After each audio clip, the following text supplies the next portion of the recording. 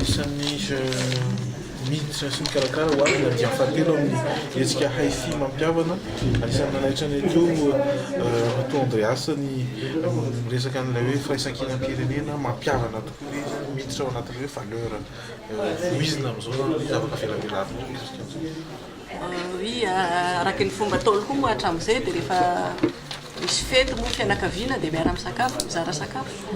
Ary mampiavana satria araka ny teneniko teo ianao tsy hanao sakafo amin'olona izay tsy ho tianao. Ka io zany hoe mampiavana antsika ihany koa satria sakafo izay karakaraina avy any le ho tonga eo ambony latabatra dia avy any amin'ny faritra manontolo. Faritra ny erakin'ny Madagasikara dia natirana tsy tiro zany tsika miara-miasa. Ka raha mifankalala antsika amin'ilay sakafo hoe ty avy any atsimo, ty avy any avaratra dia efa anisany mampiavana antsika ihany koa satria ifanerasera ny na aty an-drenivohitra na any ambanivohitra ifanerasera ny ataontsika hoe ny mpitrandraka ny arena ataontsika hoe voanjanahary amin'ny sakafo sy ireo mpivarotra ihany koa mpanjifa ny sakafo malagasy.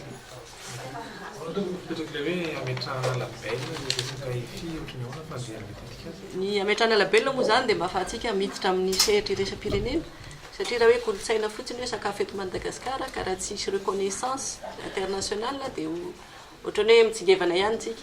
Ary tsika zany manana an'ireny ataontsika hoe marraine chef Mariety izay fantatra eran'izao tontolo izao satria nianatra izy cordon bleu reconnu membre ny Escoffier, membre be da be zany hitanareo le mpanao sakafo hoe Escoffier Briade Savagna any ivelany moa zany. Maninona tsika tsy mametraka ihany koa ty haifitsika ty dia amin'izay le hoe spécialité malgasy mihitsy no atao mba ianaran'ny zareo avy any ivelany ihany koa.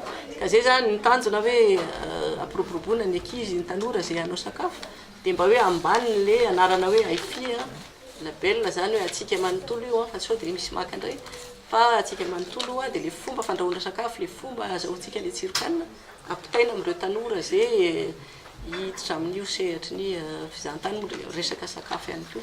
Dia mba hoe ny anaran'ny Mariety Andrianjaka mitondrantsika les jeunes de Mariety moa zany sa les disciples de Mariety, voilà, les disciples de Mariety Andrianjaka. Amin'ny édition ty no mety mampiavaka anazy na amin'ny organisation na amin'ny sakafo mety ho hita ao?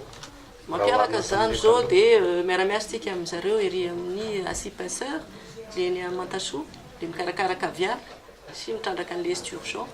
Dia zay zao hoe sakafo miavaka manokana amin'ity iray mitoraka ity.